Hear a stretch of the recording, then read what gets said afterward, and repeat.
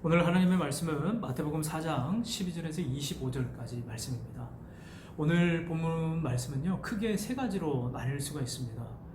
이제 요한이 잡힌 후에 예수님께서 이제 회개하라고 하시면서 하나님의 나라, 이제 천국에 가까이 왔다고 하시면서 하나님의 그 복음을 증거하는 그런 내용과 또 그 다음에 어부였던 그 첫 제자들을 부르시는 사역, 그리고 모든 연약하고 병든 자, 귀신 들린 자, 그 연약한 자를 치유하시는 그 장면으로 오늘 세 부분으로 나눌 수가 있어요.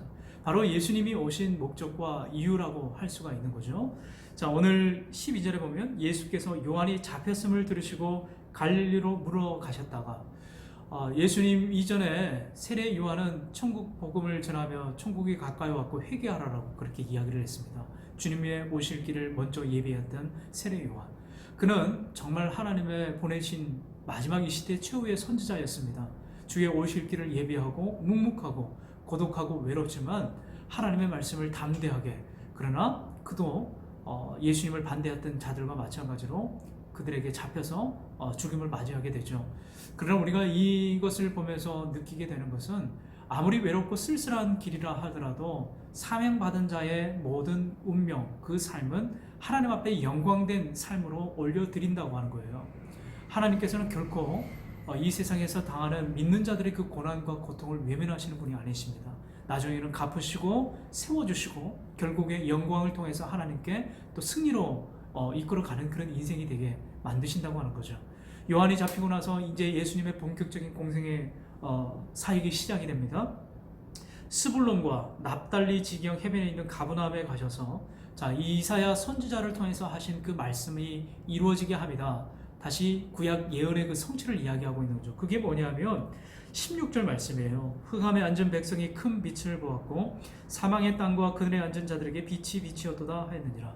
갈릴리 주변과 이쪽에 있는 그 스불론 납달리 지역은요, 그 예수님이 살던 땅에는 굉장히 소외된 지역입니다. 가난하고 이방 땅, 아무도 그곳에 가려고 하지 않았고 심지어 유대인들도 그곳에 있는 사람들과 상종하지 않으려고 했던 그런 땅이었습니다. 자, 그 땅 가운데 오늘 이사야 선지자가 기록하기를 흑암에 빛이 비추었다. 바로 예수님의 사역이에요. 예수님은 유대인들만을 위한 예수님이 아니시라 이 땅 가운데 빛을 주기 위해서, 소망과 생명의 빛을 주기 위해서 이 땅 가운데 오셨습니다. 그 빛이 우리의 삶 가운데, 우리의 인생 가운데 이르렀다고 하는 거죠. 자, 17절에 이때부터 예수께서 비로소 전파하여 이르시되 회개하라 천국이 가까이 왔느니라. 회개하라 천국이 가까이 왔느니라. 이 말은 요한이 했던 말과 동일합니다. 요한은 물로 세례를 주었지만 이제 예수님께서는 십자가에 달리시고 성령께서 임하셨을 때 회개하고 우리가 성령으로 충만해져 갈 때 하나님의 천국 백성, 영원한 하나님의 자녀가 되는 놀라운 은혜를 주셨어요. 우리가 이 세상을 살아갈 때 회개하게 되고 다시금 하나님으로부터 성령의 놀라운 능력을 덧입게 될 때 이 세상을 승리할 수 있는 능력으로 살아가는 천국 백성 시민이 된다고 하는 거예요. 자, 그 다음에 이제 예수님께서는 갈릴리 해변에서 누구를 만나요? 베드로와 그의 형제 안드레가 있습니다. 이 사람들은 어부라고 나와 있는데 예수님께서 그들을 보고 뭐라고 말씀하세요? 나를 따라오라. 이제 내가 너희로 사람을 낚는 어부가 되게 하겠다라고 이렇게 말씀하셨어요. 세상의 것, 세상에 채워질 것, 세상에 가장 필요한 것, 육의 것을 찾는 거기에 미련을 두고 목적을 두는 인생이었는데 예수님께서 부르시니까 어떻게 그들이 반응을 하게 됩니까? 20절 말씀을 우리가 잘 봐야 됩니다. 그들이 곧 그물을 버려두고 예수를 따르니라. 그물을 버려두고 예수를 따르니라. 뭐를 버려두었다고요? 그물을 버려뒀대요. 이 그물은 바로 생업에 필요한 겁니다. 생존 도구예요. 어떻게 보면 살아갈 목적과 이유와 가장 자신들에게 필요한 기술, 그 모든 것을 포기하고 내려놓고 생전 처음 만났던 그 예수님의 그 한마디, 나를 따라오라 라고 하는 그 한마디에 순종하면서 나아갔어요. 마태복음에서 나오는 제자도의 삶이 바로 이겁니다. 부를 때 어떤 반응을 나도 할 것인가. 청년 여러분, 예수님께서 우리를 불러주셨습니다. 이미 부르셨어요. 그 부르심을 우리는 망각한 채 살아갈 때가 있단 말이죠. 세상에서 여러 가지 아둥바둥 살다가 보니까 내가 앞으로 해야 될 그 생업과 취업과 다 필요하죠. 하나님의 영광을 위해서 필요합니다. 그런데 거기에 함몰되어서 살다가 보니까 내가 이 세상을 살아가야 될 본질적인 예수 그리스도께서 나를 불러주신 목적과 정체성을 잃어버리는 크리스찬들이 얼마나 많이 있는지 모릅니다. 오늘도 이 말씀을 듣는 청년에게 오늘 예수님 찾아가셔서 나를 따라오고 있니라고 말하실 수도 있어요. 나를 따라오라 할 때 우리 어떻게 해야 돼요? 그물을 버려두고 따라가니라.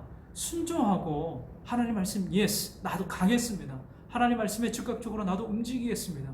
지금 연약했지만 다시 털고 예수님 말씀 의지해서 일어나겠습니다. 우리 고백하는 그런 청년들이 됐으면 좋겠습니다.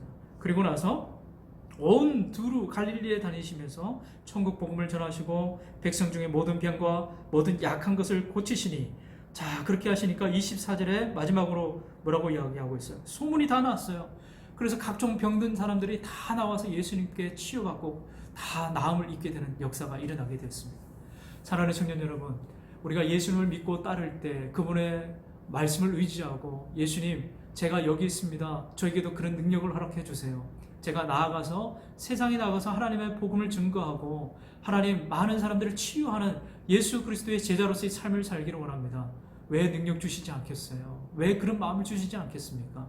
우리가 이런 마음을 가지고 한 주간 우리의 청년부를 위해서, 한국 교회를 위해서 중보하며 이 시대에 고통당하고 있는 많은 사람들을 돌아보며 참된 그리스도인의 마음을 가지고 이 세상에 나아가는 우리 모든 사랑하는 청년들의 삶이 되시길 주님의 이름으로 축원합니다.